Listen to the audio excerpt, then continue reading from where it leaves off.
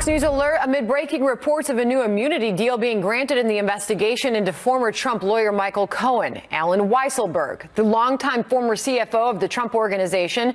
That, according to the Wall Street Journal at this moment. Let's bring in Brett Baer, anchor of Special Report. Right now, we're going off the sources that are telling the Wall Street Journal that this longtime Trump Organization CFO has been granted immunity, Brett, in the Cohen probe. Does this escalate pressure on the president? Yes, if true, it does. We have our calls out and expect to get our own confirmation of this, as we did yesterday with Mr. Pecker from the National Enquirer. This immunity deal, if this is how it has gone, this is the longtime CFO of the Trump Organization.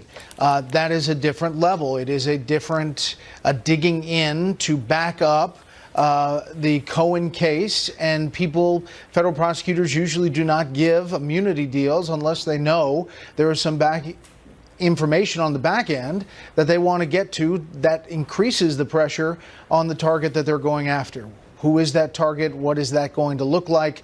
We don't know the outlines of that, but it does seem like all of this is amping up in the days and weeks that we've seen just over the past 2 weeks.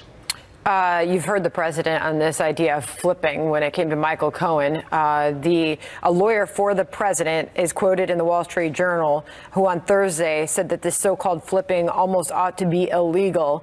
The Wall Street Journal saying that Weisselberg's not commenting. They reached out to him for comment. The Southern District of New York, we have reached out to. They are saying no comment at this time. But to be clear on who Weisselberg is, Brett, for everybody, and again, the news is that he has been granted immunity in the Cohen probe. This is the longtime Trump Organization CFO. He has served for decades for the president's organization as EVP, Executive Vice President, and Chief Financial Officer of the Trump Organization. When Donald Trump became the president, he handed over the reins of that organization, the financial assets, the business interests, to his two sons, Eric and Don Jr., and Mr. Weisselberg. Exactly. So he is well positioned in knowing the Trump Organization inside and out, the finances that have gone on there for many, many years, and is integral to the operation of that business. Remember, you have a number of things going on here. You have the Cohen case and in the Southern District of New York. You now have the Manhattan U.S. attorney district attorney rather, saying that they're going to go after the Trump Organization and the Trump charities. You have a lot of things moving in at the same time while the president is pushing back on all of this, saying it all is all politically motivated.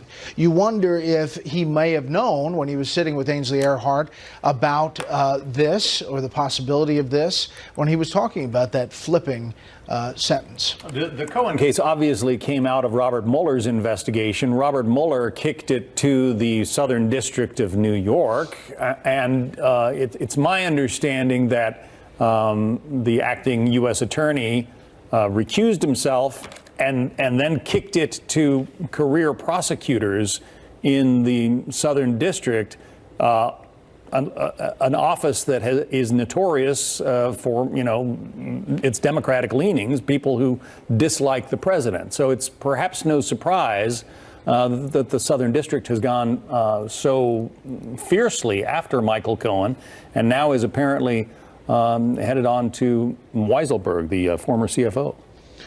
Yeah, you're right, John. And they have a history of being kind of pit bulls when it comes to this sort of thing. And maybe on this specific case, you're seeing some example of that. What we don't know is whether Cohen is going to also talk to Mueller, or has talked to Mueller.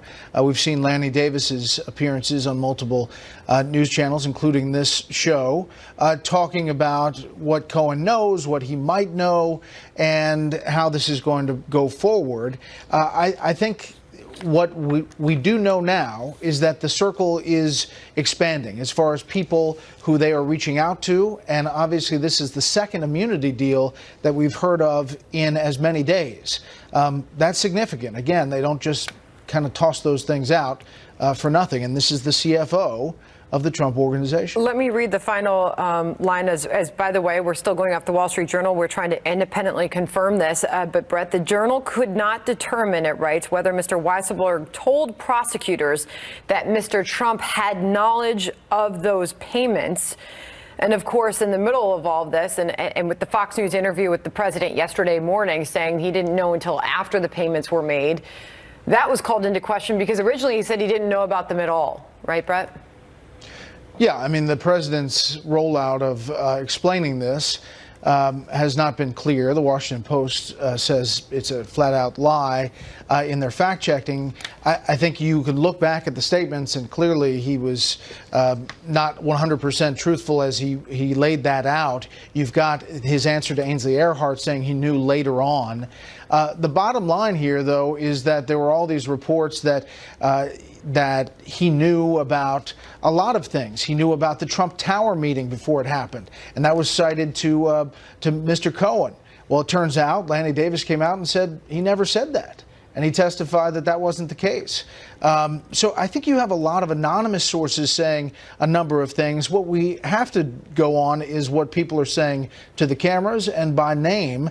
And you have now a situation where more and more people are being kind of rounded up and used in this investigation. To what end? I think we have to find out. The argument, and I guess it's hard to assess this from where you sit in Washington, but the argument from the president and his supporters is, all right, we're going to go to some breaking news now. Brett Baer. I want to jump in here now with this breaking news just coming in. Senator John McCain will no longer be seeking medical treatment. His family has just issued this statement. Last summer, Senator John McCain shared with Americans the news our family already knew. He had been diagnosed with an aggressive glioblastoma, and the prognosis was serious. In the years since, John has surpassed expectations for his survival. But the progress of disease and inexorable advance of age render their verdict. With his usual strength of will, he has now chosen to discontinue medical treatment. Our family is immensely grateful for the support and kindness of all his caregivers over the last year and for the continuing outpouring of concern and affection. I'm sorry, let me continue this. From John's many friends and associates and the many thousands of people who are keeping him in their prayers. God bless and thank you all. That statement just now released from John McCain and his family that he will no longer be seeking medical treatment. Obviously, Brett Baer, you're still with us right now, and we're already seeing that response is coming in from across the country from members of Congress. Yeah, an American hero and someone who served his country not only in the U.S. military, but up here on Capitol Hill for decades. You're going to see these statements coming out now nonstop. Governor Doug Ducey just releasing just that. John McCain is an American hero, always putting the country before self. From Vietnam to the halls of the U.S. Senate, the spirit and service of civility that has guided Senator McCain's life stands as a model for all Americans, regardless of political affiliation. Angela and I had the great privilege of visiting with Senator McCain and Cindy in May. Then and now our prayers and our hearts are with them and their entire family. That from the governor of Arizona. John McCain has been a staple here, obviously in the middle of a lot of controversial votes. He has always said that he was going to stand for what he believed. That did not sit well with this president, especially on the issue of Obamacare and that vote that he often references, the thumbs down in the middle of the night. But John McCain has a lot of friends on both sides of the aisle up here on Capitol Hill who are offering prayers and good wishes as this news that he's going to no longer seek medical treatment. When that happens and that news comes out, as you well know, as we've seen with other high-profile figures, that usually means that the time is moving fast. Yeah, he spent time in the Hanoi Hilton prisoner of war in Vietnam. The North Vietnamese offered him early release or release ahead of some of his other fellow prisoners because his father was an admiral. They thought they would get some positive PR out of that. And Senator McCain, then I believe he was a captain, McCain refused, said he didn't want to take advantage of his father's position and his father's name to win early release. He has lived the courage of his convictions.